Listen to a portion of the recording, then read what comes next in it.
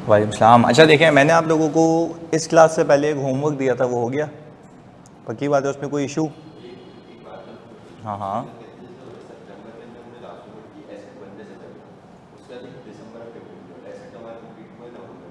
नहीं, एसिड बनने से पहले मतलब या एसिड कंप्लीट होने से पहले? तो जो एसिड कंप्लीट होने से पहले आपने पेमेंट की है वो तो नॉर्मल है ना?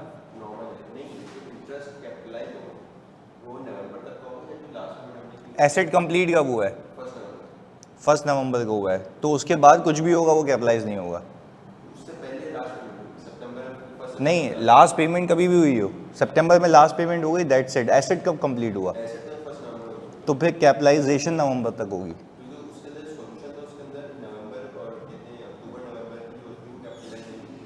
नहीं, नवंबर तक होगी, ये है, नवंबर तक होगी। हाँ, नवंबर तक होगी। हाँ इलियास, नवंबर तक होगी। जैसे बच्चे ने पूछा ना अभी कि कब तक कैपिटलाइजेशन होगी, तो वो नवंबर तक होगी एनी हाउ। सही है।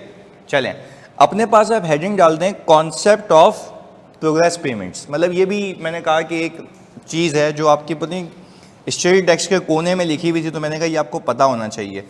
जल्दी से हेडिंग डाल दें अपने पास कॉन्सेप्ट ऑफ प्रोग्रेस पेमेंट्स।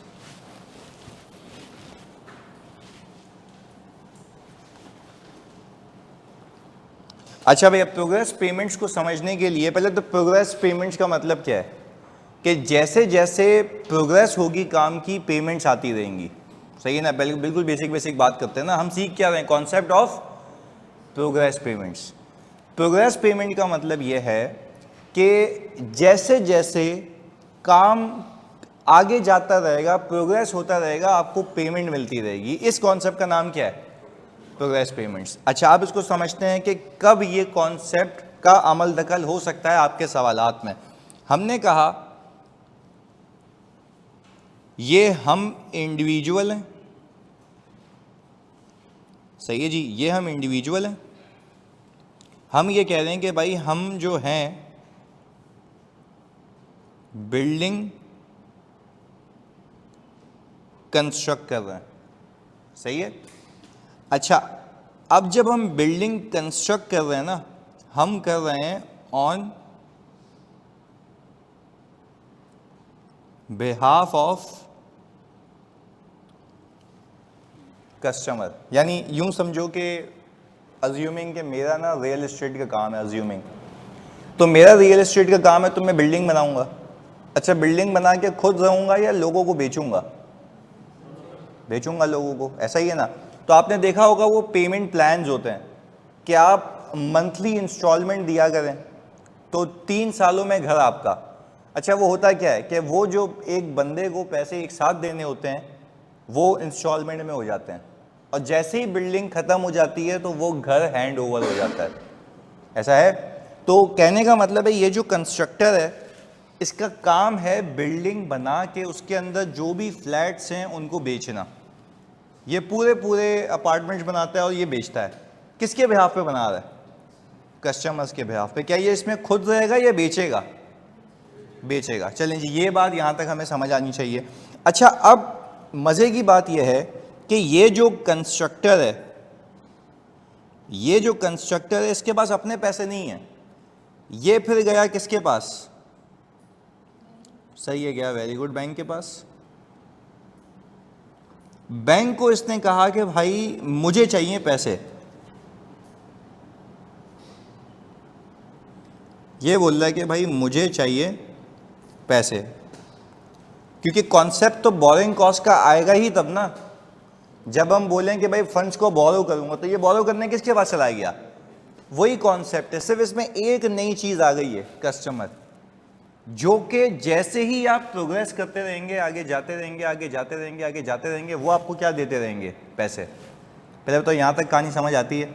अच्छा, फिर आपको ये भी याद होना चाहिए कि बीच में आपको कभी ना कभी गवर्नमेंट की तरफ से भी पैसे मिल जाते हैं, वो भी हमने सीखा हुआ है ना। आओ सीखते हैं इस कॉन्सेप्ट को आगे से। मैंने कहा अज्यूमिंग कि मैंने बिल्डिंग कंस्ट्रक्शन स्टार्ट की है ऑन जनवरी 1, 2024, और मैंने पहले ही दिन के ऊपर जो है रनिंग फाइनेंस से पैसे निकाले। अच्छा, रनिंग फाइनेंस का मतलब ये है ना कि जब जब नीड होगी तब तब निकालूंगा, पहले दिन मेरे पास पैसा मैसर नहीं होगा। हमने क्या किया, हमने लेट से 40 मिलियन जो है रनिंग फाइनेंस से निकाले, तो पहले दिन ही नेगेटिव हो जाएगा। अच्छा, इसकी एंट्री हमने सीखी हुई है, इसकी एंट्री ये बनती है ना, आपका बैंक हो जाता है डेबिट और रनिंग फाइनेंस लोन क्रेडिट, ऐसा ही है। कितने से? 40 से। और यही 40 उठा के आप किसको दे देते हो? ठेकेदारों को जिससे आप बनवा रहे हो, ऐसा ही है। तो हमने कहा कि भाई यहाँ से बैंक हो जाएगा क्रेडिट, कितने से? 40 से, और CWIP डेबिट 40 से। ऐसा ही है नॉर्मल एंट्री जो अब तक सीखी है। अच्छा, क्या ये 40 मुझे ऐसे ही मिला है या इस पे मुझे सूद देना है? सूद देना है। कब तक देना है? जब तक पे ना कर लूँ और जब तक और खर्चा ना हो जाए, वरना तो ये बैलेंस क्या होगा? बढ़ जाएगा। हम अज्यूम कर लेते हैं कि हमने बकाया पैसे 1 अप्रैल को निकाले, तो जनवरी, फरवरी, मार्च, कितने महीने हो गए? 3 महीने। हमने यहाँ पे मल्टीप्लाई किया 15% का इंटरेस्ट इनटू 3/12, कितना आता है जानिए? 15% का इंटरेस्ट इंटू 3/12 कितना आता है? 1.5 मिलियन। आपने कहा ये 1.5 मिलियन, इसकी एंट्री भी आप लोगों को बखूबी पता है। इसकी एंट्री सर ये बनती थी ना कि आप CWIP को डेबिट करते थे और इंटरेस्ट पेबल को, क्योंकि आप कहते थे बैंक को मुझे इतना पे करना है, बट ये इतना जो पे करना है मजीद, वो आया किसकी वजह से? बिल्डिंग की वजह से। अगर ये बिल्डिंग ना होती तो ये सूद भी ना होता, तो वो हो गया डायरेक्टली एट्रीब्यूटेबल। वही कॉन्सेप्ट जो अब तक सीखा हुआ है। अच्छा भाई, फिर हमने यहाँ पे सीखा, आपने बताया कि सर अप्रैल में एक और एक्सपेंडिचर हुआ, हमने फिर कॉन्ट्रैक्टर को पैसे दिए होंगे। ऐसा ही है ना, हमारा काम कि हम ठेके पे बिल्डिंग बनाते हैं, हमारे पास अपना पैसा नहीं होता, हम किससे लेते हैं? बिल्कुल। तो हमने ये कहा कि हमने अज्यूम किया कि 30 मिलियन हमने और निकाले, तो ये कुल मिला के 70 मिलियन हो गया। अब वापस से वही कॉन्सेप्ट, इसके ऊपर सूद कब तक लगेगा? जब तक बाकी पैसे नहीं निकाल लेता। अब यहाँ पे एक सीन हुआ। सीन ये हुआ कि हमने अपने कस्टमर से एग्री किया था कि जो 6 महीने की प्रोग्रेस होगी उसके हिसाब से आप मुझे पैसे देंगे। किससे एग्री किया?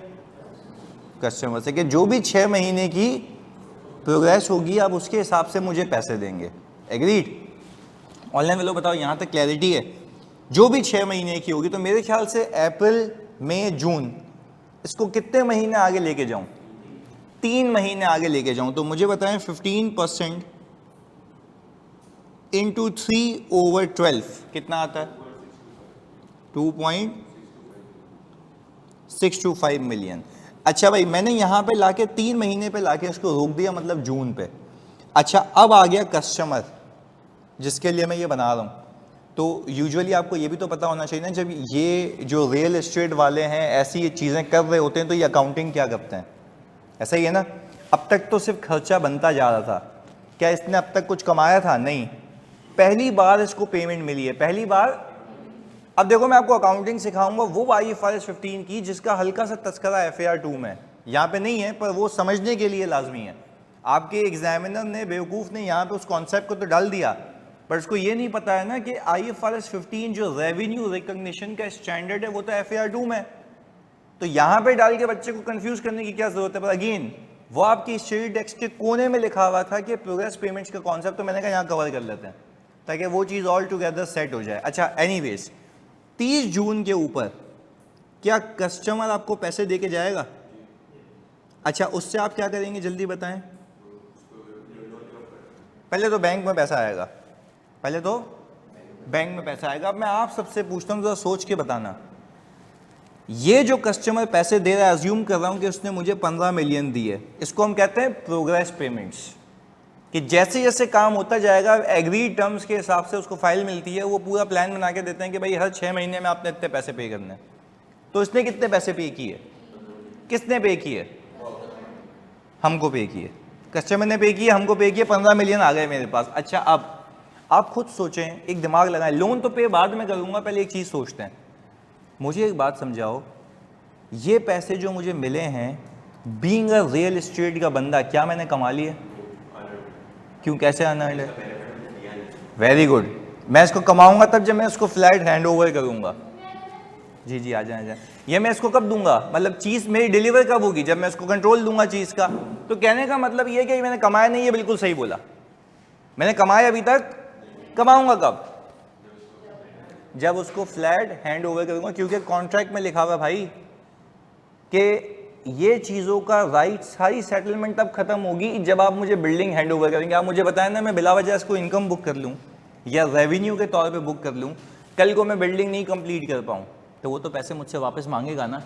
तो आप मुझे एक बात बताएं, वो कब पैसे वापस नहीं मांग सकता? जब मैं उसको फ्लैट दे दूंगा, तो मेरा राइट तो तब आएगा ना। तो IFRS 15 जो FAR 2 में, वो ये कहता है आप रेवेन्यू तब तक रिकॉर्ड नहीं करना जब तक आपने अपना प्रॉमिस पूरा नहीं किया हो। क्या बोलता है वो? रेवेन्यू तब तक रिकॉर्ड नहीं करना जब तक आपने अपना प्रॉमिस। तो आप मुझे बताओ, इस केस के अंदर जो मैं आपको एग्जांपल दे रहा हूं, उसमें मैं प्रॉमिस कब पूरा करूंगा? जब बिल्डिंग कंप्लीट होगी और फ्लैट हैंड ओवर कर दूंगा। अब फ्लैट की चाबी मैंने इसको दे दी, क्या उस दिन मैं रेवेन्यू रिकॉर्ड करूंगा? पर तब तक ये कहाँ रहेगा? अनअर्न्ड में। तो हम यहाँ पे एक काम कर रहे हैं, मैंने कहा क्या मैं ये लिख लूँ तुम्हारे लिए सिर्फ,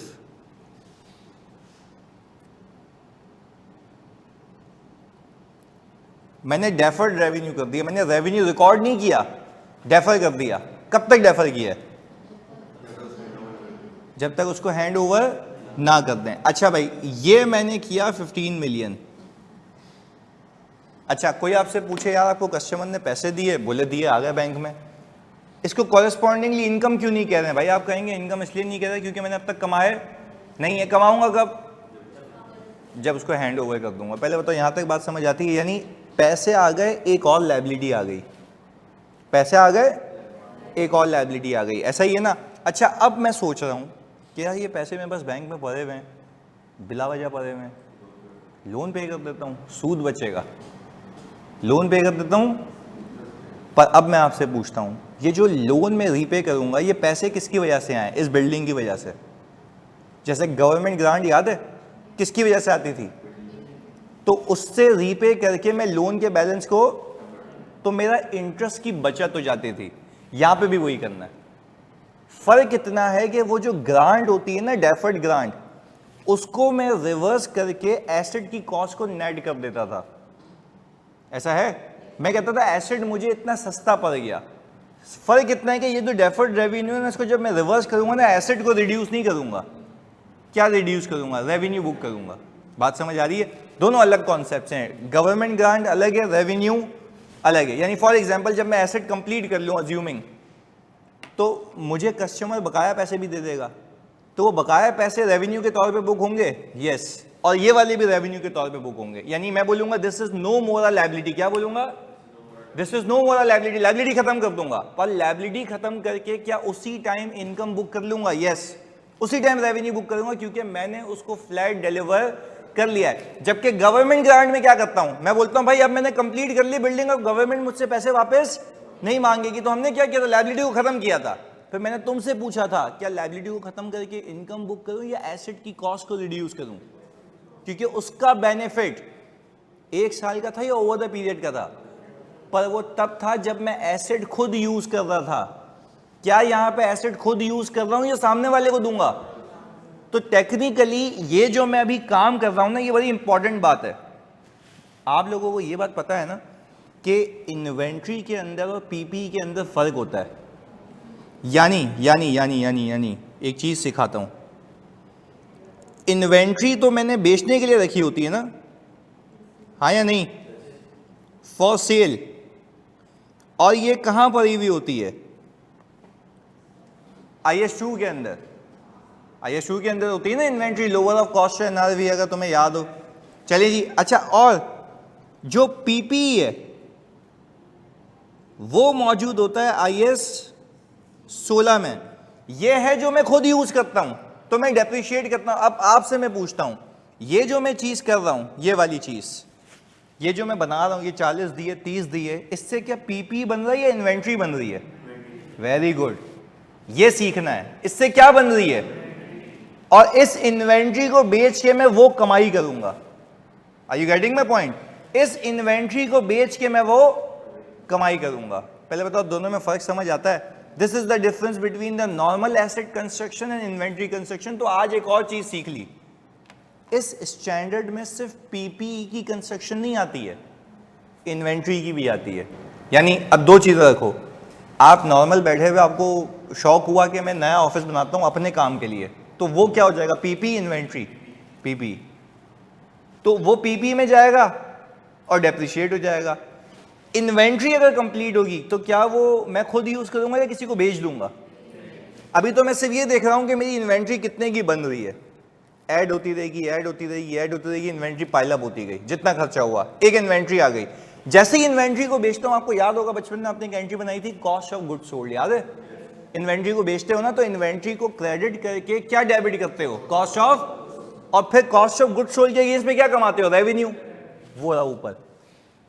दोनों में फर्क समझ आया? मतलब मैं तुम्हें इतना डिटेल में लेके आया हूं कि दोनों में फर्क समझ आ जाए। वापस से मैं आप सबको कहूं कि मुझे सिंपली एक बात बताओ, मैं बिल्डिंग बना रहा हूं अपने रहने के लिए, क्या वो इन्वेंट्री है या पीपीई है?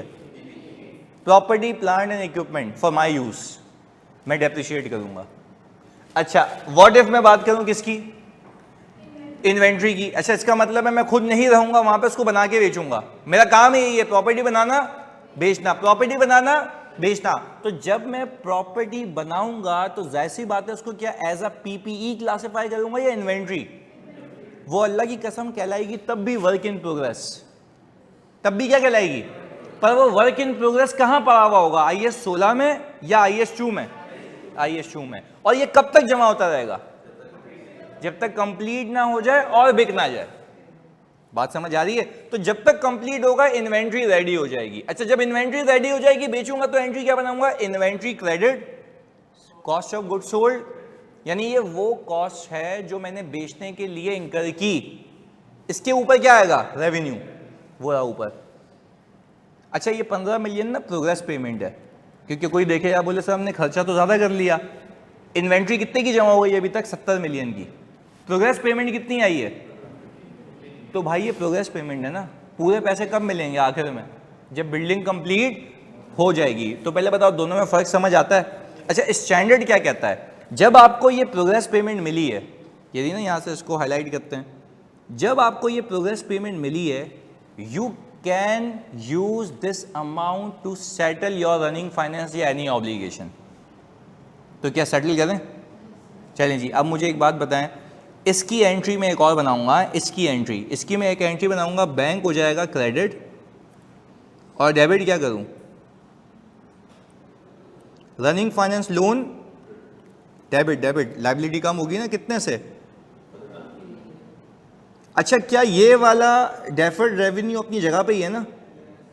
अच्छा, क्या हम ये कह सकते हैं एक लायबिलिटी बढ़ गई, दूसरी लायबिलिटी, पर मैं आपसे पूछता हूं इसको डेफर्ड में क्यों रखा हुआ है रेवेन्यू को?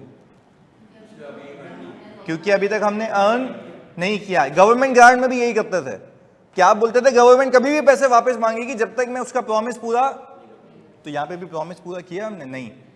फर्क इतना था, गवर्नमेंट ग्रांट को जब रिवर्स करता था तो मैं कहता था कि वो रेवेन्यू नहीं है, वो एसेट की कॉस्ट की रिडक्शन है, एसेट की कॉस्ट की। यहां पे इसको रिवर्स करूंगा तो मैं एसेट की कॉस्ट की रिडक्शन नहीं कहूंगा, रेवेन्यू कहूंगा, क्योंकि टेक्निकली ये मेरी कमाई है। तो वो सोचने का तरीका अलग है, ये सोचने का तरीका अलग है। यानी एग्जाम्पल लो ना आप, एक, अब तुम लोग मुझे बताओगे, हाँ, क्योंकि मैं बहुत क्लैरिटी चाहता हूं, उसमें कोई इधर उधर की बात नहीं होनी चाहिए। मुझे एक बात बताओ, आप एक इन्वेंट्री बना रहे हो, यानी आप एक ऐसी जगह पे डेवलपमेंट कर रहे हो जहाँ पे जिस गांव में, जिस देहात में कोई तस्वुर ही नहीं था कि इतना state of the art building बनेगी। गवर्नमेंट ने कहा यार ये तो वाकई यहाँ पे आप ऐसे लोगों के लिए इतनी अच्छी बिल्डिंग बना रहे हैं। अच्छा, बिल्डिंग गवर्नमेंट बोल रही है किसके लिए बना रहे हैं? खुद रहेंगे, बेचेंगे। हमने कहा बेचेंगे, हमारी क्या हो गई वो? इन्वेंट्री। हमारी क्या हो गई वो? अच्छा, गवर्नमेंट ने कहा कि यार ये लो मेरी तरफ से पैसे, तुम्हें ग्रांट के तौर पे दिए, तुम्हें, हमने क्या एंट्री बनाई होगी? Bank debit, deferred grant credit. Deferred में क्यों रखा? हमने प्रॉमिस कंप्लीट। मैं तुमसे पूछ, अच्छा है इन्वेंट्री, ये बात याद रखिएगा, है इन्वेंट्री। अच्छा अब एक और चीज सुने, वंस आपने बिल्डिंग कंप्लीट कर ली, अभी भी इन्वेंट्री है, ऐसा ही है, प्रॉमिस पूरा हो गया, क्या गवर्नमेंट को पैसे देने हैं? नहीं। क्यों? प्रॉमिस पूरा, डेफर्ड को डेबिट किया, डेफर्ड को क्रेडिट क्या करूं? इन्वेंट्री। क्रेडिट क्या करूंगा? रीजन, कोई आपसे पूछे आपका बिजनेस क्या है? बिल्डिंग बनाता हूं। कोई आपसे पूछे कितने की पड़ गई, कितने की कॉस्ट पड़ी, तो आप बोलोगे इतने पैसे लगाए थे, इतने गवर्नमेंट ने दे दिए, तो कॉस्ट ऑफ इन्वेंट्री क्या हो गई? तो आपकी अल्टीमेटली, अगर मैं हाई लेवल बात करूं, ये बात समझ आनी चाहिए आप लोगों को, अल्टीमेटली आप लोगों की कॉस्ट ऑफ सेल्स क्या हो जाएगी? क्योंकि यार सीधी सी बात है, खर्चा कम हुआ है तो कॉस्ट ऑफ सेल्स भी क्या हो जाएगी? देखो अगर आप 100 मिलियन लगाते, 20 मिलियन गवर्नमेंट ने दे दिए, तो आपको नेट बिल्डिंग कितने की पड़ गई? तो मैंने भी तो यही किया। तो पहले बताओ फर्क समझ आ रहा है? डेफर्ड ग्रांट को रिवर्स करके मैं बोल रहा हूं हाँ लायबिलिटी खत्म हो गई, उससे मेरी इन्वेंट्री की कॉस्ट में बचत हो गई, पर यहां पे जो कस्टमर मुझे पैसे दे रहा है वो मेरा रेवेन्यू है। तो ये लायबिलिटी जब खत्म करूंगा तो इन्वेंट्री को कम नहीं करूंगा, उसके अगेंस्ट में क्या बुक करूंगा? रेवेन्यू, कमाई। तो अब दो चीजें अलग हैं। वापस से हम बिल्डिंग बना रहे हैं एक ऐसे अंडर डेवलप एरिया में जहां पे आज तक ऐसी state of the art building नहीं बनी है। खुद रहेंगे या बेचेंगे? बेचेंगे। लोगों का इंफ्रास्ट्रक्चर इंप्रूव करेंगे, लोगों का रहन सहन इंप्रूव करेंगे। Government is encouraging us to make these kind of projects again. Government ने क्या किया? पैसे दे दिए। जल्दी बताओ, गवर्नमेंट ने जो पैसे दिए उसकी एंट्री क्या बनाऊंगा? Bank debit, deferred grant credit. अच्छा इस बैंक से लोन चुका दूंगा, डेफर्ड अपनी जगह रहा। कब तक अपनी जगह रहा? Very good. अच्छा बन क्या रही है? Inventory, PP, inventory. Once we are done with the inventory construction, तो मैंने कहा मैंने प्रॉमिस पूरा कर लिया। अब हम बोलेंगे यार this deferred is no more defer, I don't need to pay it. क्या मेरा राइट आ चुका है? मैंने डेबिट कर लिया। अच्छा इसको डेबिट करके रेवेन्यू बुक करूं, एसेट की प्राइस को कम कर दूंगा, कॉस्ट को कम कर दूंगा, तो मुझे इन्वेंट्री सस्ती पड़ गई। वो बोल रहा भाई इसको नेट करो ना, इसमें जिस चीज के लिए दी गई है उसको नेट करो। पहले बताओ बात समझ आई? जिस चीज के लिए दिया गया उसको नेट कर दिया, हमारी कॉस्ट क्या हो गई? कम हो गई। मैंने कहा इन्वेंट्री सस्ती पड़ गई। अब इन्वेंट्री जो पड़ी हुई होगी वो सस्ती प्राइस पे होगी क्योंकि उसमें कुछ नेट हो चुका है ना, फायदा था मेरा। आगे चलें। मैंने कहा फिर जो प्रोग्रेस पेमेंट्स थी वो भी तो तुम डेफर कर रहे थे, वो कब तक डेफर कर रहे थे? जब तक तुम डिलीवर, अब तुमने डिलीवर कर दिया, क्या वो डेफर्ड रेवेन्यू रहा या तुम्हारा हक आ चुका है? रेवेन्यू, हक आ चुका है, राइट आ चुका है। तो मैं क्या करूंगा? इस लायबिलिटी को रिवर्स करूंगा, एसेट की कॉस्ट को रिड्यूस करूं या रेवेन्यू बुक करूं? क्योंकि मैं बोलूंगा ये मैंने बनाया ही उन लोगों के लिए था, आज मैं रेवेन्यू बुक कर रहा हूं, तो रेवेन्यू हो जाएगा आपका पीएनएल में आ जाएगा और कॉस्ट ऑफ सेल्स आ जाएगी। पर अगेन जो कॉस्ट ऑफ सेल्स आएगी वो ज्यादा होगी या रिड्यूस्ड होगी? रिड्यूस किस वजह से होगी? जो गवर्नमेंट ग्रांट मिली थी उसकी वजह से। तो अब इन्वेंट्री जमा करते रहो, कब तक जमा होती रहेगी? जब तक ये बिक, जैसे ही बिकेगी सीओजीएस में चार्ज हो जाएगी। और सीओजीएस में हम कहते हैं ना ये वो कॉस्ट है गुड्स की जो मैंने सेल करने के लिए लगाई है। तो ये लगा तो रहे हो। पहले जल्दी बताओ कॉन्ट्रैक्टर को कितने दिए? 40। फिर कितने दिए? टोटल इन्वेंट्री कितने की हो गई? 70 मिलियन की। पहले बताओ कहानी समझ आती है? अच्छा फिर मैं तुमसे पूछूं, क्या ये चीज भी इन्वेंट्री में जाएगी? क्या ये चीज भी इन्वेंट्री में जाएगी? तो कुल मिला के आपने 70 प्लस ये 2 की कॉस्ट इंकर करके अपनी इन्वेंट्री को इंक्रीज कर दिया है। क्या अभी तक कोई गवर्नमेंट ग्रांट आई है?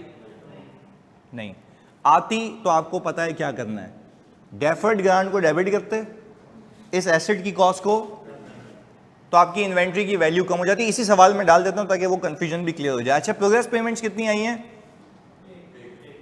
एक आई है। वो कितने की आई है? 15 मिलियन की। अच्छा मैंने क्या कहा, यहां पे लिखता हूं मैं, लोन सेटलमेंट फ्रॉम, हाँ भाई किस में से? Progress payments. कौन सी तारीख पे? 30। अच्छा इससे क्या ये बैंक कम हो रहा है? ये याद रखना, डेफर्ड रेवेन्यू अपनी जगह है, ये बैंक कम हो रहा है। बैंक का पैसा यूज कर रहा हूं कि अपना एक लोन चुका दूं, दूसरी लायबिलिटी खरी हुई है, वो कमाऊंगा कब? जब मैं कंप्लीट कर लूंगा। अच्छा अब मैंने क्या किया, मैंने यहां पे 15 मिलियन ये कर दिया। कितना बच गया मेरे पास बैलेंस? 55 का। सही है। अच्छा अब हम जैसे ही आगे चले, अच्छा अभी तक एसेट कंप्लीट नहीं हुआ। अच्छा हुआ ये कि मुझे अगले 2 महीने बाद यानी जुलाई और अगस्त, 1 सितंबर को गवर्नमेंट ने कहा यार 10 मिलियन हमारी तरफ से ले लो। गवर्नमेंट ने क्या कहा? तो इसके ऊपर सूद कब तक लगेगा? 2 महीने।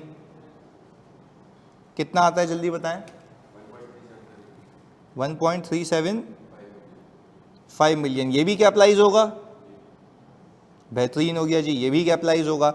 अच्छा अब मैंने कहा मुझे मिली government grant used to settle loan. कौन सी तारीख पे आई है ये? कितने की आई? ये कितना हो गया? 45। अच्छा इसकी एंट्री आप लोग मुझे बताएंगे। बैंक हो गया होगा डेबिट, डेफर्ड ग्रांट। इनकम क्यों नहीं की भाई? अभी हमने कंडीशन पूरी, this is my liability and has to be liability till the time मैं प्रॉमिस पूरा कर लूं। चलें कितनी आ गई है जानी? 10 मिलियन। अच्छा फिर हमने कहा इसी पैसे को यूज करके रनिंग फाइनेंस लोन को हमने रिड्यूस कर दिया। अच्छा अब एक और बात, ये अपनी जगह मौजूद है। अब एक डेफर्ड ग्रांट की लायबिलिटी अलग खड़ी हुई है और वो डेफर्ड रेवेन्यू अलग खड़ा हुआ है। 2 लायबिलिटीज खड़ी हुई हैं और इन्हीं के पैसों से आपने लोन चुकता किया था, यानी 2 न्यू लायबिलिटी आ गई, 2 लोन आपने चुका दिए, पर 2 न्यू लायबिलिटी अपनी जगह मौजूद हैं, वो अभी सेटल नहीं हुई हैं, मे भी आपको वापस करनी पड़ गया है। चलें अब हमने कहा अज्यूम करते हैं कि आखिरी पेमेंट इसकी हुई है कोई 1 नवंबर को। कितने महीने तक जाएं इसको लेके? 2 महीने तक। हाँ जी कितना आता है? 1.125 मिलियन। अच्छा और हम यहां पर आ गए 1 नवंबर को कॉन्ट्रैक्टर को पेमेंट हुई है कोई 8 मिलियन की, तो ये कितना हो गया? 53 मिलियन। और हमने कहा यहाँ पे एसेट कंप्लीट हो गया, यहाँ पे एसेट। अच्छा अब अगर मैं यहाँ पे आप लोगों के लिए एक फिनोमेना बनाऊं पूरा, मैं यहाँ पे निकाल रहा हूँ कॉस्ट ऑफ, अब क्या लिख रहे हैं हम? Why not cost of PP?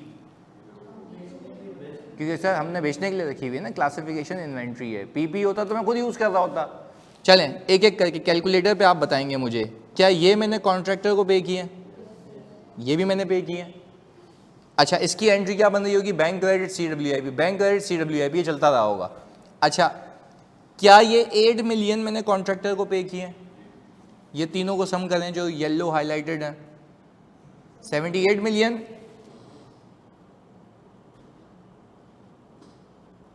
Contractor payments कितनी आ गई? 78 मिलियन। अच्छा ऑनलाइन वालों, लिहाज सारे बच्चों यहाँ तक क्लैरिटी है? जल्दी से सारे बच्चों बता दो। लिहाज कह रहे हैं क्लियर है, किरण, ताहिरा, जुआ, जल्दी सारे बच्चों क्लियर है ये? ओके ये आ गया कॉन्ट्रैक्टर की पेमेंट 78 मिलियन। अच्छा फिर मैंने कहा क्या कोई बोरिंग कॉस्ट है? कितने की सर? ये रही 1.5, 2.625, 1.375 और 1.125। 6.625 मिलियन। इन दोनों को प्लीज सम करते हैं आप।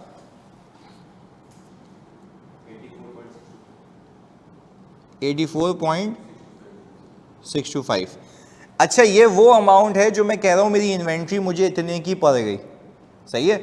पर मुझे याद आएगा कि यार होल्ड ऑन, इसमें से ये जो 10 मिलियन है ये तो मुझे गवर्नमेंट ने दिए थे, इसके लिए है या नहीं है? तो मैंने उसका लोन तो चुका दिया था। अब क्या ये डेफर्ड लायबिलिटी डेफर रही या ख़त्म हो गई? तो अब जब ये ख़त्म हो गई है तो मैं लायबिलिटी को ख़त्म करूँगा। अब इसको एज अ इनकम बुक करूँ या एसेट की बचत? एसेट की बचत। तो हमने सिंपल एक काम किया होगा कि गवर्नमेंट जो ग्रांट है वो 10 की यहाँ से माइनस की होगी और ये आ गई 74 पॉइंट,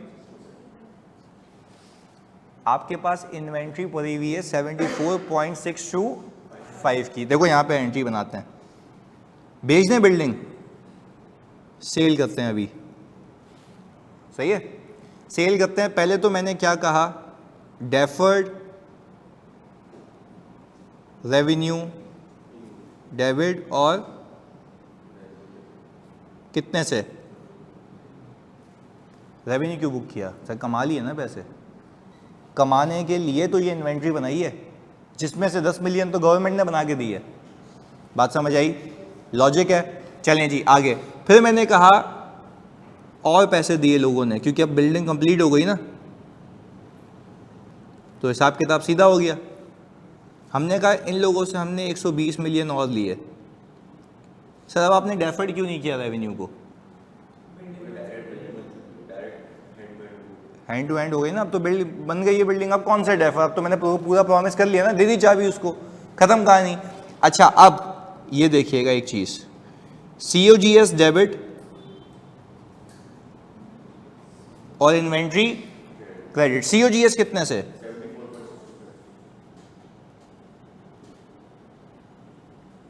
बात समझ आई? कोई आपको बोले कि ये जो आपने कमाया है सेल्स का रेवेन्यू, वो इन्वेंट्री कितने की बनाई थी, तो बोलोगे कॉन्ट्रैक्टर को दिए थे, ऊपर सूद इतना लगा था, कुछ गवर्नमेंट ने पैसे दे दिए, नेट इतने की दी। टेक्निकली बताऊं, आपने जो कॉस्ट कम की है ना, एक हाई लेवल बात कर रहा हूँ, समझ आ जाए तो मज़ा आ जाएगा।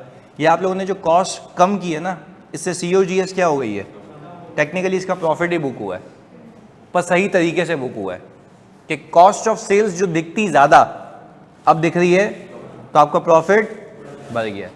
बात समझ आती है?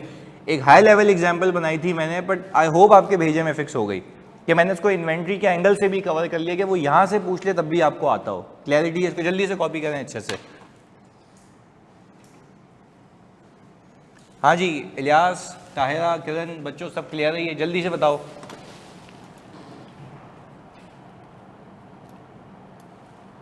चलें जी, बेहतरीन।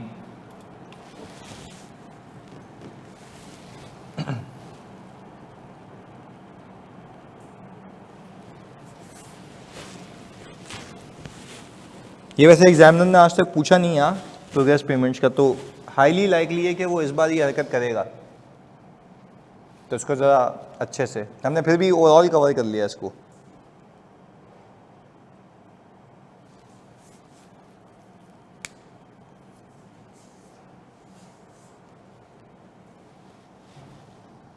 अच्छा, पंच लाइन तो ये है ना कि जो भी मुझे या तो प्रोग्रेस पेमेंट मिले या गवर्नमेंट ग्रांट के पैसे मिले, वो दोनों पैसे लोन को रीपे करने में यूज़ हो जाएंगे, उन दोनों की लायबिलिटी रह जाएगी अपनी जगह। वो आपने देखना है कि क्या करना है, या तो एसेट में नेट करनी है या रेवेन्यू बुक करना है, दो अलग बातें हो जाएंगी वो। फिर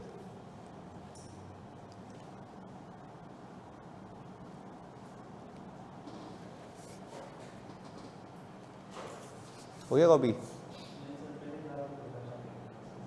अच्छा,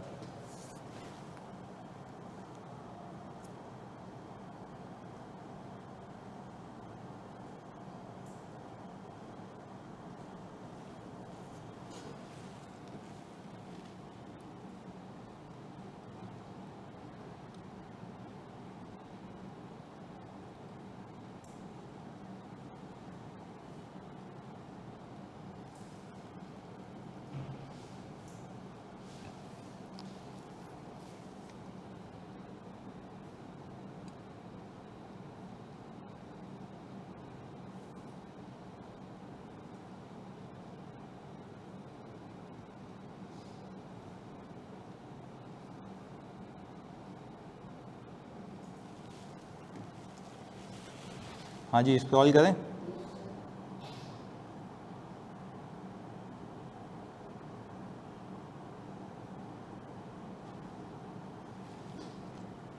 आई थिंक आपको कॉन्सेप्ट डिक्टेशन से ज़्यादा एंट्री से ज़्यादा अच्छा समझ आता है कि जब जनरल एंट्री बना लेते हैं ना, तो क्लियर हो जाते हैं कि लायबिलिटी अपनी जगह खड़ी हुई है और कैश अलग चीज़ है।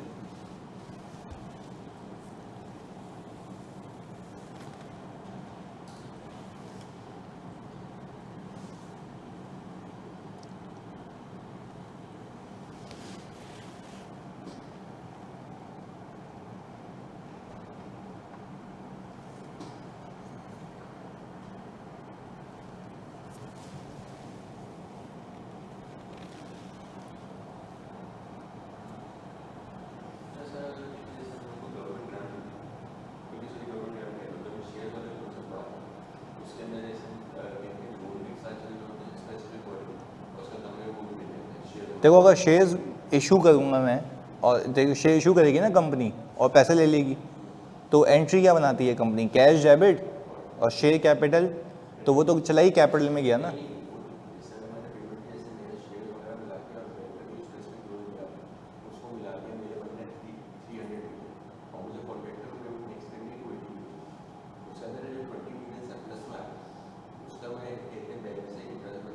नहीं आप अच्छा देखो, आपका सवाल ये है कि अगर फॉर एग्जांपल मेरे पास सरप्लस पड़ा हुआ है और 2-3 पैसे थे, सही है ना, तो आप ये कैसे बाइफरकेट करोगे एग्जाम में कि वो पैसे कौन से बचे हुए हैं, या तो वो वाले बचे हुए हैं या वो वाले बचे हुए हैं, तो वो आपको एग्जामिनर लिख के देगा, ये कन्फ्यूजन नहीं रखेगा।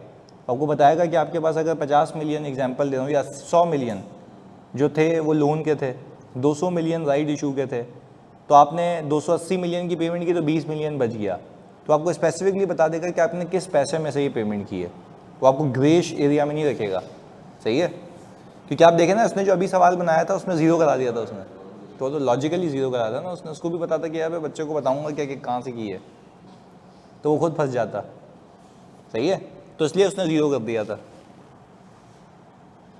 हाँ जी, स्क्रॉल डाउन करें, ये लाजमी एंट्रीज। अच्छा वैसे इस सवाल के अंदर जो मैंने बनाया है, इस कंपनी ने कमाया कितना टोटल, 135, 135 मिलियन उसने कमाया है, मतलब रेवेन्यू की मद में, पर इसको कमाने के लिए इसने खर्चा कितना किया, 74.625 मिलियन, तो इन दोनों को नेट करेंगे तो उसका ग्रॉस प्रॉफिट आ जाएगा। तो this is how construction companies works, कि वो इन्वेंट्री बनाती रहती हैं, वो इन्वेंट्री जमा होती रहती है, जैसे ही बेचते हैं रेवेन्यू बुक हो जाता है, और जो पैसे रिसीव हुए होते हैं ओवर द पीरियड वो लाइबिलिटी बनते रहते हैं, डेफर होते रहते हैं। कब तक डेफर होते हैं, जब तक बिल्डिंग डिलीवर ना हो जाए, तो वो बिल्डिंग का रेवेन्यू भी एक साथ आता है, उसकी कॉस्ट भी एक साथ आती है, तो हम कहते हैं कि भाई ये हो गया हिसाब किताब डन, सही है। यानी इसके सिंपल समरी क्या है, जो भी मुझे मेरे कस्टमर्स पैसे देते रहेंगे वो डेफर्ड रेवेन्यू के तौर पे बढ़ते रहेंगे, जो भी मैं खर्चा करता रहूँगा वो इन्वेंट्री में जाता रहेगा। वंस काम कंप्लीट करूँगा, इन्वेंट्री कॉस्ट ऑफ सेल्स में कन्वर्ट हो जाएगी, डेफर्ड रेवेन्यू में कन्वर्ट हो जाएगा, और मेरे प्रॉफिट एंड लॉस में आ जाएगा वो, और प्रॉफिट एंड लॉस से रिटेन अर्निंग में, जो हमने कल सीखा था लास्ट क्लास में, कि हम प्रॉफिट को कहाँ जमा करते हैं, रिटेन अर्निंग में, क्योंकि बचपन के कॉन्सेप्ट में सब कहाँ डालते थे, कैपिटल में। अभी हम लगाए हुए पैसे को अलग रखते हैं, कमाए हुए पैसे को अलग रखते हैं, ताकि दिखे अल्टीमेटली।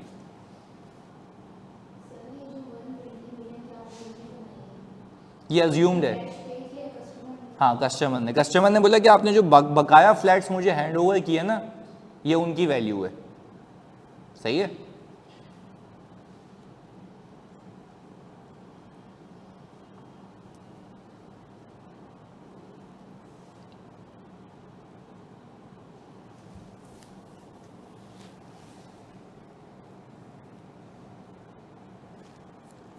हाँ जी, हो गया ये।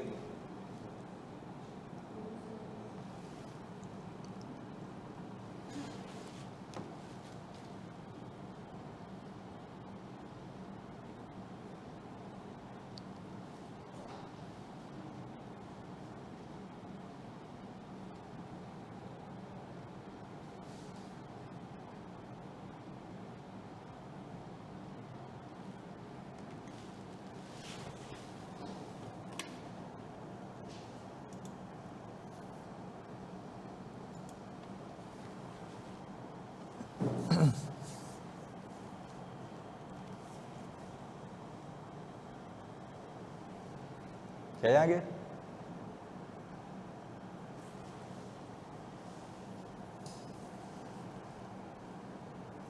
डन।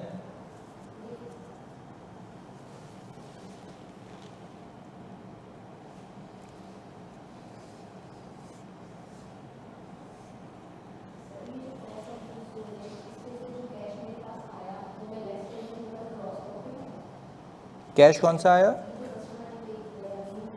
हाँ, तो आप जब 135 में से ये माइनस करेंगे ना 74.625, तो आपके पास ग्रॉस प्रॉफिट आ जाएगा, क्योंकि इससे पहले भी तो आप पैसे रिसीव कर चुकी थी ना ये वाले, पर आपने रेवेन्यू के तौर पे रिकॉर्ड नहीं किए थे। क्यों? क्योंकि आपने अपना प्रॉमिस पूरा नहीं किया था। तो जब कर दिया तो दोनों मिला के रेवेन्यू हो गया आपका। तो ये शायद बताया 60.375 आ रहा है। ये टोटल कमाई है इस कंपनी की net.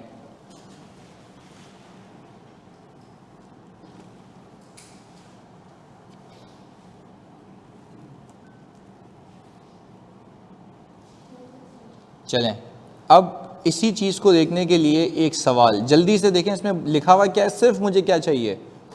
Boring cost to be capitalise. We don't need के आपने टोटल एसेट कितने का रखना है या इन्वेंट्री कितने की रखनी है, सिर्फ आप ये बता दें borrowing cost to be capitalise. चलें, ये तुम लोगों ने बता दिया, मैं मान जाऊंगा, तुम्हें कॉन्सेप्ट समझ आता है। ये लिखा हुआ है Zeal limited is building a dam for federal government. तो ये ज़ील लिमिटेड की इन्वेंट्री होगी या अपना PP? And how you are going to determine that this is inventory? क्योंकि उसके लिए बना रहा, अपने लिए नहीं बना रहा, तो दैट मीन्स कि वो इन्वेंट्री में रखेगा। तो कॉन्सेप्ट समझ आया पीछे वाला? इस तरीके से समझना। आगे चलें अब, बस अब रीड करें और करके दिखाएं।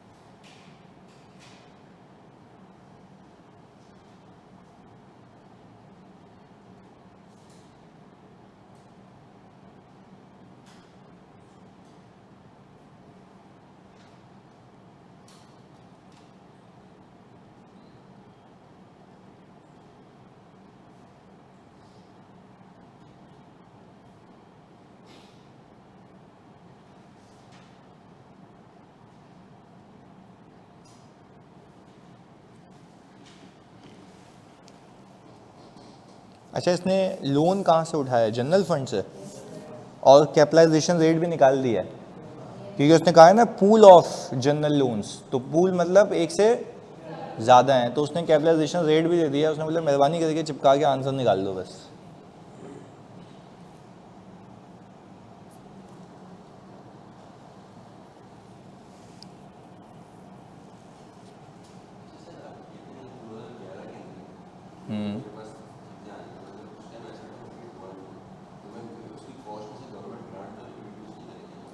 नहीं नहीं, देखो अभी कॉस्ट की तो बात ही नहीं हो रही ना।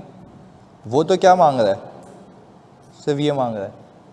तो वो तो तब देखूंगा ना जब मैं फाइनल एसेट की कैलकुलेशन करूंगा। ये तो मांग ही सिर्फ क्या रहा है? Borrowing cost.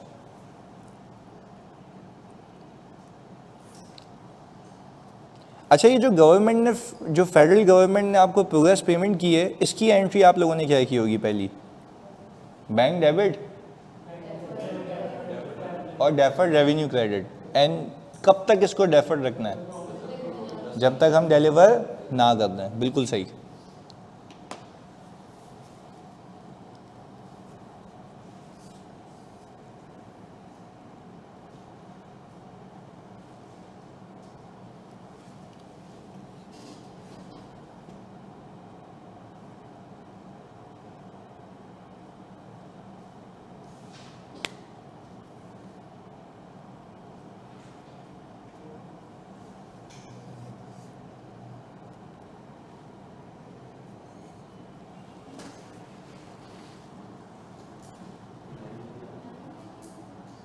Borrowing cost 9 million आ रही है, चलें देख लेते हैं। वो बोल रहा है कि भाई on Feb 1 2011 ZL use 100 million from the pool of, यानी इसने 100 मिलियन निकाले हैं, कौन सी तारीख पे निकाले हैं? ओके जी, तो हम यहाँ पे लिख लेते हैं कि 1 Feb 2011 पे उसने एक एक्सपेंडिचर किया है, तो उसने एक एंट्री बनाई होगी कि भाई बैंक डेबिट और रनिंग फाइनेंस क्रेडिट, और फिर उस बैंक से निकाल के कॉन्ट्रैक्टर को पैसे दे दिए होंगे। तो हमने ये कहा कि यहाँ पे हम 100 मिलियन का नेगेटिव रखें, और कब तक, जब तक अगले पेमेंट नहीं करूँ या तो मुझे पैसे कहीं से नहीं मिल जाएं। तो मुझे लगता है मुझे अगली बार पैसे मिल रहे हैं, सही है। तो मैंने कहा फेब, मार्च, अप्रैल, मई, जून, कितने महीने? 5 महीने, and at the rate of 12%।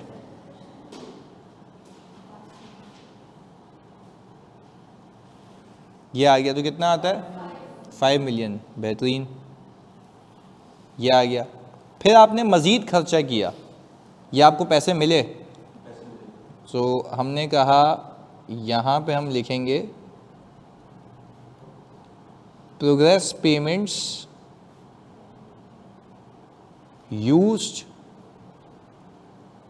To settle RF loan. ऐसा ही है, ये वो प्रोग्रेस पेमेंट्स हैं जो यूज़ की गई हैं सेटल करने के लिए रनिंग फाइनेंस लोन, और वो अमाउंट कितनी मिली है हमें? 30 मिलियन। तो ये हो गया हमारा 70 मिलियन, और ये कब तक रहेगा? 4 महीने। अच्छा, 4 महीने इसलिए आप कह रहे हैं क्योंकि फिर गवर्नमेंट ग्रांट मिली है, तो आपने कहा जुलाई, अगस्त, सितंबर, अक्टूबर,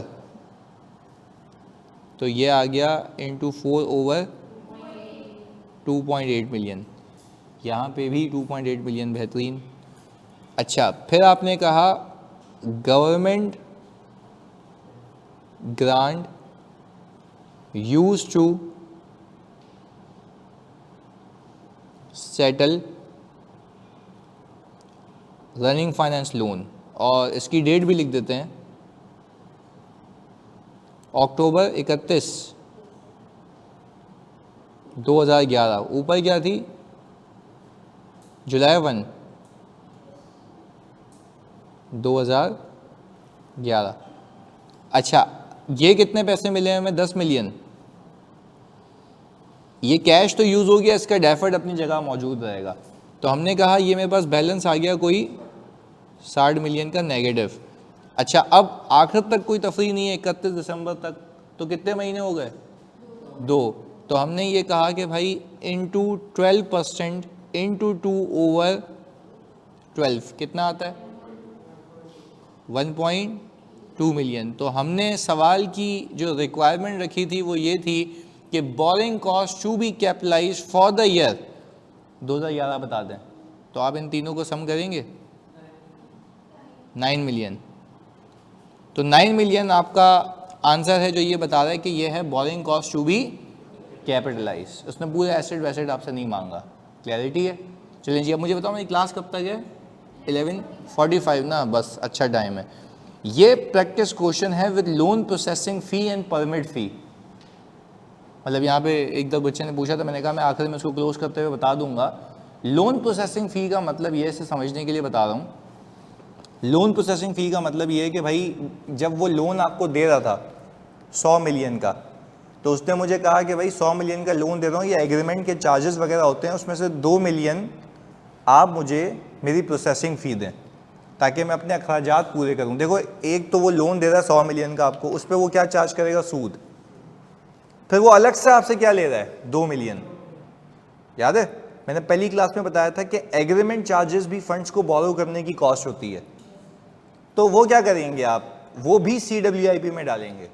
क्यों? क्योंकि अगर ये लोन ना होता, यानी ये एसेट ना होता, तो लोन नहीं होता, लोन नहीं होता तो ये इंक्रीमेंटल कॉस्ट ना होती। बट याद रखिएगा, इस अमाउंट की वजह से आपका सरप्लस का बैलेंस पहले दिन पे ही कम हो जाएगा। यानी आपने 100 मिलियन का लोन लिया, लायबिलिटी आ गई, देखो यूं करेंगे ना, मैं ऐसे समझने के लिए बता रहा हूं ताकि आगे आप लोग करिएगा। Bank debit, loan payable credit कितने से? 100 मिलियन से। अज्यूमिंग बैंक ने कहा भाई मुझे लोन प्रोसेसिंग फी तो दो, मैंने कहा ये ले लो भाई 2 मिलियन से, और मैंने क्या किया, मैंने कहा 2 रुपए तो आज ही खर्च हो गए। वैसे नॉर्मल अगर मैं लोन लेता किसी बिना मकसद के तो ये एक्सपेंस हो जाता, पर अब ये जो पैसे भी जेब से जा रहे हैं इंक्रीमेंटली, अच्छा देखो क्या इससे लोन कम हो गया, लोन अपनी जगह है, पैसा यूज हुआ है बस, इससे सरप्लस का बैलेंस क्या हो जाएगा, कम हो जाएगा, और ये कैपिटलाइज हो जाएगा। पहले बताओ कहानी समझ आती है? अब इसी कहानी पे बेस ये सवाल है, तो ज़रा जल्दी से ना, बिलीव कि आप लोगों से ये इजीली हो जाएगा।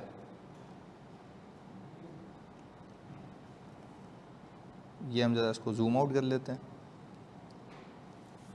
ये अपने पर खाली लिख लो ताकि एक ही पेज पे आ जाए। ऑन अगस्त 1, 2015 कंस्ट्रक्शन शुरू हुई है। अच्छा, construction of its new office building, मतलब ये इन्वेंट्री है, खुद रहेगा, पीपी है, सही है। और कंप्लीट कब हुई है? मई 31 को, सही है। लिख लो, खाली डेट्स लिख दो अपने पास ताकि मैं इसको ऊपर कर लूँ ना। अगस्त 1 को स्टार्ट हुई है और मई 31, 2016 को खत्म हुई है।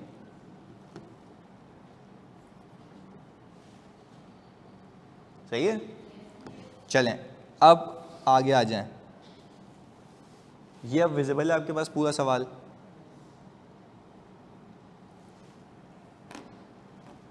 नीचे तो नहीं ना कुछ? हाँ, वो बोला 30 जून 2016 आपका ईयर एंड है, 30 जून 2016। आप borrowing cost to be capitalise बताएं।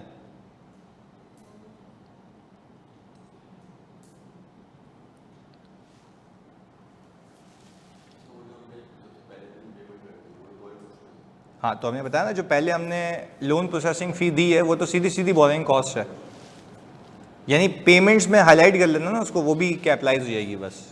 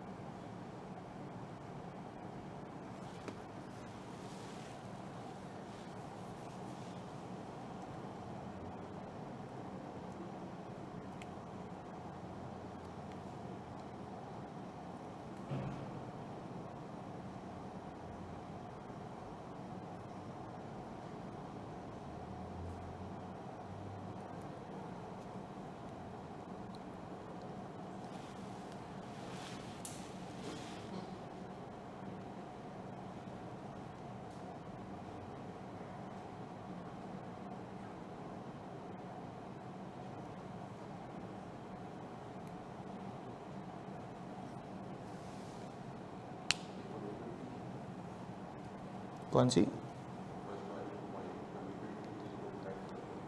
परमिट फ़ी ना, यानी आप जब गवर्नमेंट को पे करते हैं कि भाई मुझे अलाउ करें कि ये जगह की रजिस्ट्रेशन मेरे नाम पे, कमिटमेंट फ़ी है, वही तो है।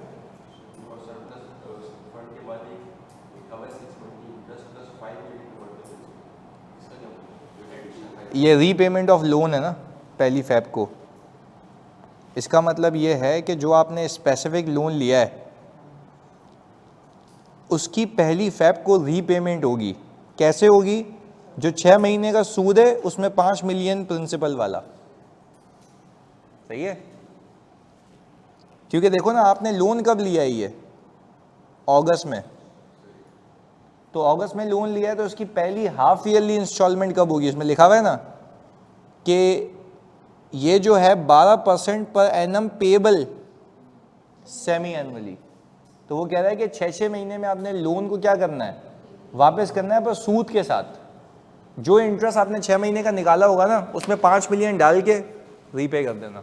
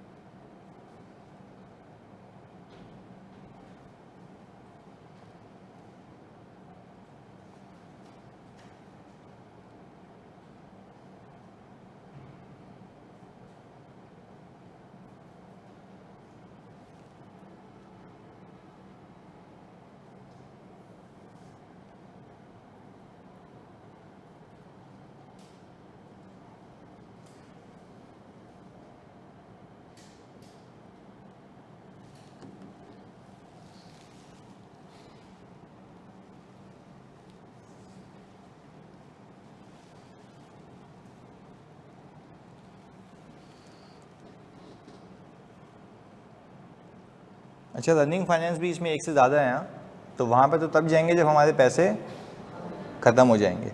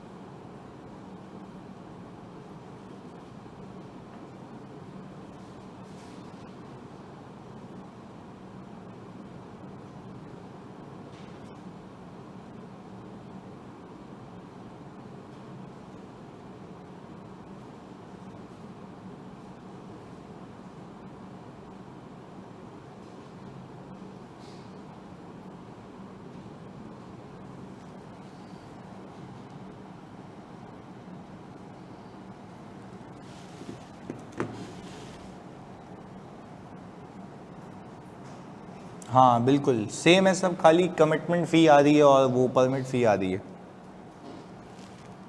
तो मैंने कहा ये भी मुझसे पूछा था ना आप लोगों ने, तो मैंने कहा ये करा देते हैं सवाल एक इसके ऊपर।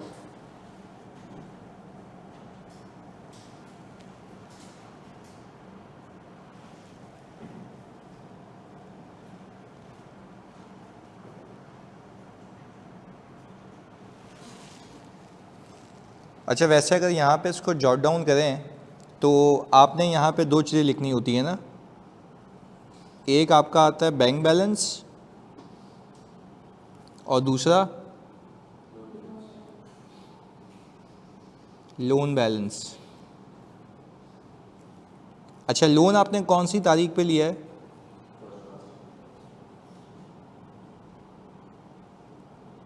अगस्त 1, 2015।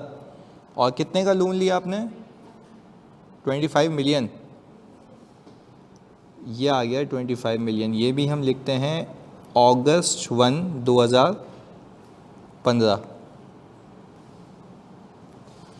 अच्छा, अब इसी दिन के ऊपर जब आप लोन लेके इसकी एंट्री बनाई आपने, bank debit loan payable credit, इसी दिन पे आप देखें दो चीज़ें हुई हैं। एक तो आपने 1 अगस्त को 8 मिलियन की फ़ी पे की है परमिट के लिए, तो इसकी एंट्री आई बिलीव ये बनी होगी बैंक क्रेडिट हो गया होगा और CWIP डेबिट हो गया होगा। आपने कहा कि भाई ये भी तो खर्चा हुआ ना, अगर ये परमिट फ़ी नहीं पे करूँगा तो फिर वो आके काम रोक देते हैं बीच में, याद है इंटरप्शन पीरियड, तो वो आपने क्लियर करने के लिए पे किया, ये भी डायरेक्टली एट्रीब्यूटेबल कॉस्ट है। तो मेरे ख्याल से लोन तो अपनी जगह रहेगा, पर अगस्त 1 के ऊपर ही आपने एक परमिट फ़ी पे करनी है 8 मिलियन की, तो ये तो पहले दिन पे बैलेंस कम हो गया। फिर आगे आ गए हम, वो कह रहा है कि इसी दिन के ऊपर commitment fee of 0.5% the loan amount was charge by the bank. तो बैंक ने जो लोन दिया ना आपको, जो आपने बैंक डेबिट करके लोन पेएबल क्रेडिट किया है, कितने से, 25 मिलियन से, तो उसने बोला कि भाई पैसे दो, फ़ी चार्ज की हमने आपसे, तो हमने कहा ले लें भाई पैसे, बैंक क्रेडिट कर दिया, CWIP डेबिट कर दिया। 25 मिलियन का कितना, 0.5%, कितना आता है, 0.125। ये जो 0.125 की अमाउंट है, ये आ गई लोन की फ़ी।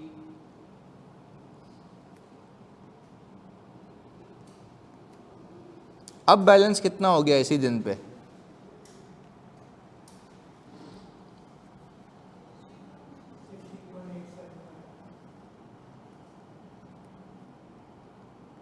यही है बैलेंस। अब देखो लोन अपनी जगह है, ये लोन आया ना आपके पास, ये लोन अपनी जगह है, देखो पैसा यूज हुआ है। लायबिलिटी तो तब चुकता होगी जब लायबिलिटी रीपे करोगे, क्लैरिटी है, यहाँ तक हम साथ हैं। अच्छा भाई सर ये 1.25 आ रहा है या 0.125, ये 0.125 है ना, बिल्कुल 5% नहीं है, 0.5% है यानी। चलें अब मुझे एक बात बताएं, चलें आगे। अब पहली पेमेंट कब है, सितंबर को, तो मुझे बताओ ये सरप्लस फंड्स पे इनकम कितनी आती है, 8%। तो 8% आपको कितने महीने के लिए, तो ये कितना आता है इनकम का अमाउंट, 16.875 इंटू 8% इंटू 1/12,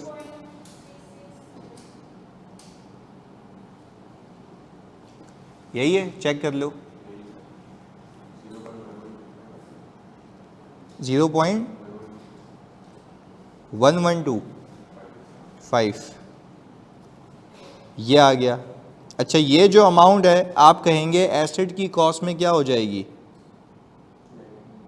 नेट हो जाएगी, क्योंकि काम तो पहले दिन पे ही शुरू हो चुका था, एक्सपेंडिचर तो पहले दिन पे ही हो गया था ना।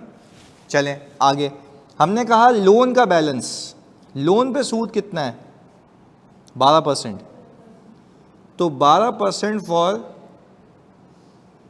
1/12, इसको भी सितंबर तक लेके आओ, कितना आता है 0.25, ये आ गया 0.25। इसमें आपने इसको क्या करना है, कैपिटलाइज करना है, क्लियर है। अच्छा अब आपने कहा कि एक महीना आगे लाके आप आ गए सितंबर पे, पर सितंबर पे आपने यहाँ से एक पेमेंट की है 10 मिलियन की। तो हम अगर ये सारी चीज़ें मिलियंस में रख रहे हैं, तो मैंने कहा कि भाई सितंबर 1 को कॉन्ट्रैक्टर को पैसे दिए 10 मिलियन, ये कितने हो गया,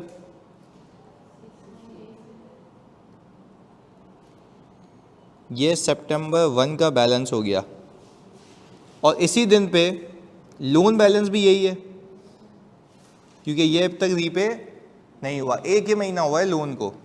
अच्छा अब आगे हमने ये कहा कि अब अगली पेमेंट कब है, दिसंबर में। तो सितंबर, अक्टूबर, नवंबर, दिसंबर, 4 महीने। तो मैंने कहा ओके फर्स्ट है, तो हमने कहा 12% इंटू 3/12, और ये भी आ गया 8% इंटू 3/12। तो पहले 8% वाला बता दो, 3/12 कितना है, 0.1375।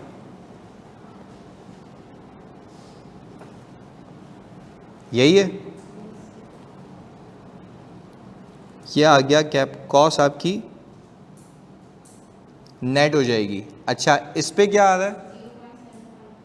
0.75। हमने इसको सर्कल किया और हमने कहा ये हो जाएगा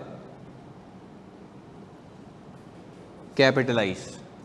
कितने महीने हो चुके हैं लोन को? 4, और सरप्लस भी यहाँ तक आ चुका है। तो हमने दिसंबर 1 को फिर कितने पैसे पे किए सर? 15 मिलियन। फिर दिसंबर 1 को 15 मिलियन पे किए, वो भी कॉन्ट्रैक्टर को, तो वो कितने आ रहे हैं? 15 मिलियन को माइनस करके तो सही, तो पैसे ही ख़त्म हो गए। तो आप क्या करेंगे? रनिंग फाइनेंस लेंगे। अच्छा तो ये बताते हैं कि कितना आ गया बैलेंस नेगेटिव में? नेगेटिव बैलेंस कितना है? 8.125। सर ये बैलेंस अब आप डेफिसिट में आ गए मेरे ख्याल से,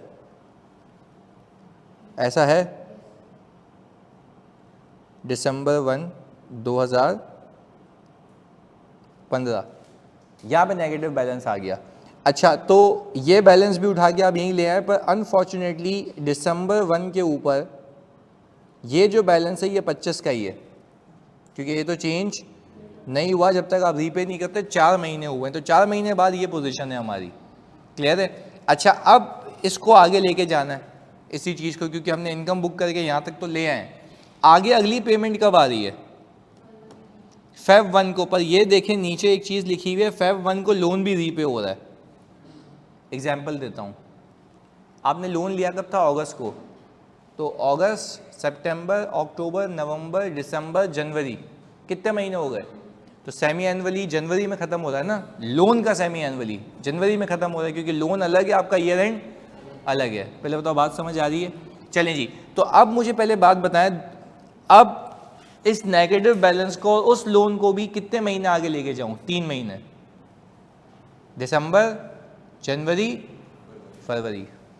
क्लियर है? 3 महीने आगे लेके जाऊंगा ना, क्योंकि बैलेंस अब कब चेंज होगा? फेब में, चाहे कॉन्ट्रैक्टर की पेमेंट हो या लोन की रीपेमेंट हो। एग्रीड?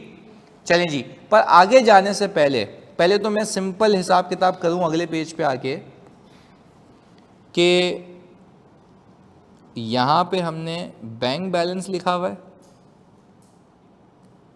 और यहाँ पे हमने लिखा हुआ है कौन सा बैलेंस? Loan balance. अच्छा ये शुरुआत होगी दिसंबर 1 2015 से, और यहाँ से भी शुरुआत होगी दिसंबर 1। ये कितना था? 25 मिलियन, और ये हमने लिख दिया 8 पॉइंट, हाँ भाई सरप्लस या डेफिसिट? डेफिसिट आ गया। अच्छा पर इसके ऊपर भी रेट अप्लाई करना है, इसके ऊपर भी रेट अप्लाई करना है, ये तो 12% है ना, और ये कितने महीने? पहले इसका बता दो जो आसान है। 0.75। सर आपने कहा ये क्या हो जाएगा? कैपिटलाइज हो जाएगा। सही है? इसके लिए मुझे यहाँ पे वेटेड एवरेज रेट निकालना पड़ेगा आई बिलीव। तो आप मुझे एक बात बताते हैं कि रनिंग फाइनेंस फैसिलिटी तो 28 मिलियन की है, पर मुझे लगता है कि मुझे इस 13 मिलियन को 25 से मल्टीप्लाई करना पड़ेगा। ऐसा ही है ना? तो आप मुझे बताएं कि अगर 13 मिलियन को 25 मिलियन को 13 से मल्टीप्लाई करेंगे तो कितना आता है? 3.25, और इसमें प्लस कर देंगे 20% का 20, यही है ना, और इसको डिवाइड कर देंगे 25 प्लस 20 से, तो रेट कितना आ गया? 16.1, यही परसेंटेज है, चेक कर लें, ये आ गई 16.11%। चेक कर लो भाई, यही आ रही है? चलें जी बेहतरीन, यही आ रही है। अब हमने कहा कि भाई ये तो आ गया weighted average rate of capitalisation, अब मैंने किसी भी बैंक से निकाले हुए दोनों का रिप्रेजेंटेटिव है। अच्छा क्या टोटल इंटरेस्ट अलग हो जाएगा या सिर्फ अलग करने के लिए? ये अलग करने के लिए। तो हमने कहा कि सर 16.11 11% इंटू 3/12 कितना आता है? 0.218। ये भी क्या होगा? कैपिटलाइज होगा ना, क्योंकि अब तो सरप्लस खत्म हो चुका है, सही है ना? हाँ, दिसंबर, जनवरी, फरवरी, फेब 1 है, तो फिर ये भी 2 महीने होगा। ये भी हमने गलत किया है। ये भी कितने महीने होगा?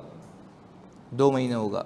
ये भी बताते हैं वापस से, 0.5, और ये फिर 218 है या कुछ और है? हाँ, कितना आ रहा है जानिए? 218। बस ये अपनी जगह सही है। ओके, पहली फैब तक ला लेना, मैं उसको आखिरी फैब समझ आता। खैर ओके, ये बात यहाँ तक समझ आती है। अच्छा, अब मुझे एक बात बताओ, अब हम फैब में उठ के आ गए। फैब में यहाँ पे लोन रीपेमेंट है, ऐसा ही है ना? अब आपके पैसे तो है नहीं, आपकी रनिंग फाइनेंस क्या हो जाएगी? बढ़ जाएगी। अच्छा, और फिर किसको पेमेंट है? कॉन्ट्रैक्टर को भी है। कैलकुलेटर आपके पास होना चाहिए। मुझे बताते हैं कि ये जो आपका लोन बैलेंस है, जिसको मैं हाईलाइट कर रहा हूँ, 0.25, 0.75 और 0.5 कितना आता है? 1.5। तीनों इंटरेस्ट को आपने प्लस किया तो कितना आ रहा है? अच्छा, सिर्फ एक और बार कर लो, 25 मिलियन इंटू 12% इंटू 6/12 करो, तब भी यही आ रहा है। तो सीधा सीधा करेंगे तब भी यही आ रहा है। यानी 6 महीने तक का अनडिस्ट्रीब्यूटेड यानी अनडिस्प्यूटेड इंटरेस्ट 1.5 है। क्लियर है? आपने इसकी आज तक एंट्री ये बनाई होगी, CWIP डेबिट और इंटरेस्ट पेएबल, यही है। और लोन अपनी जगह था, ये रहा वो, ये लोन अपनी जगह खड़ा हुआ था, ये रहा। अब वो कह रहा है कि इस 25 मिलियन में से, इस 25 मिलियन में से 5 मिलियन आप लोन रीपे करें, जो कि कौन सी अमाउंट है, ये सिखाना चाह रहा था मैं। नीचे लिखा हुआ है, on Feb 1, 2016 SIL paid 6 monthly interest plus, क्या लिखा हुआ है? Towards the principal. तो ये 5 मिलियन इसमें से चुकाएगा और बाकी इंटरेस्ट को पे करेगा। तो कुल मिला के वो, मुझे लगता है ये एंट्री बनाएगा, लोन पेएबल डेबिट कितने से? 5 से, इंटरेस्ट पेएबल डेबिट और कैश कितने से? तो ये 6.5 का कैश भी तो पे करना है ना, उसके लिए इसको मजीद उधार लेना पड़ेगा। एग्रीड? वो कहां से लेगा? रनिंग फाइनेंस से लेगा। तो अब कहने का मतलब यह है कि मैं यहां से जो माइनस करूं वो कितना करूं? इसकी सिंपल एंट्री बनेगी bank debit running finance credit, bank debit, और वो उस वाले बैंक का लोन चुका देगा, फिर ये वाली एंट्री बन जाएगी। नहीं, इससे पहले की भी एंट्री बना लो भले, bank debit running finance loan कितने से? 6.5 से। ये 6.5 इसने रनिंग फाइनेंस से उठाया, तभी तो इसको पे किया ना दूसरे बैंक को, जो बैंक से ज्यादा है, और फिर उसकी लायबिलिटी कम हो गई। अच्छा, अब मुझे बताओ, क्या यहां पे मैं कह सकता हूं ये वाली बात जो कि बड़ी सिंपल है कि अब प्रिंसिपल क्या हो गया? ये बात समझ आई? ये प्रिंसिपल तो 5 मिलियन से जाएगा ना, सूद तो अलग चल रहा था, वो तो कर दिया। तो अब मेरा लोन बैलेंस कितना हो गया? ये कौन सी तारीख पे हुआ है? अब इस पे जाएगा इंटरेस्ट। पहले बताओ, वो इंटरेस्ट के साथ वाली कहानी समझ आई? पक्की बात है। तो हमने इंटरेस्ट को अलग रखा था, प्रिंसिपल को अलग रखा था। इस दिन पे आपका प्रिंसिपल कम हो गया। ऑनलाइन वाले जल्दी बताओ, तो किरण, तायरा, इलियास, सारे बच्चों जल्दी से। शाहिद, क्लियर है ये वाली बात? हमने एंट्री के हिसाब से समझी है, ओके। पर यहाँ पे इस दिन के ऊपर एक कॉन्ट्रैक्टर को भी पेमेंट हुई है, उसकी तुमने एंट्री बनाई होगी ना, bank debit running finance credit, पहले रनिंग फाइनेंस लिया और फिर उसी पैसे से किसको पैसे दे दिए, कॉन्ट्रैक्टर को, तो वो अपनी जगह है। तो हम बताएं कि सर ये वाले पैसे जो है 12 मिलियन के, ऐसा है भाई,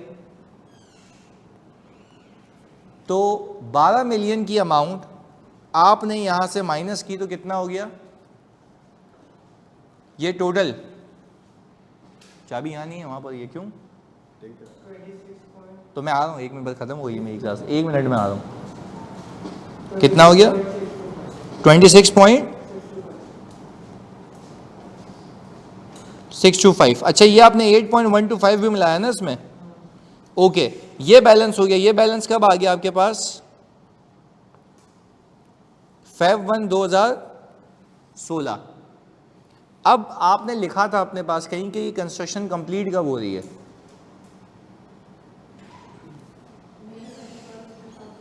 मई 31 को खत्म हो रही है, ऐसा ही है। तो मुझे बताएं फेब, मार्च, अप्रैल, मई, कितने हो गए, 4 महीने, और 1 जून को पेमेंट हो रही है। इसके आगे कुछ भी हो मुझे कोई वास्ता नहीं है, बोरिंग कॉस्ट कैपिटलाइज होना खत्म हो जाएगी। तो मैंने कहा सर सिंपल एक काम करते हैं, ईज के लिए इसके ऊपर एवरेज रेट यही रहेगा 4 महीने, और मुझे लगता है इसके ऊपर भी 12 महीने इंटू 4 महीने, तो ये वाला 4 और वो वाला 4 दोनों कितना आता है,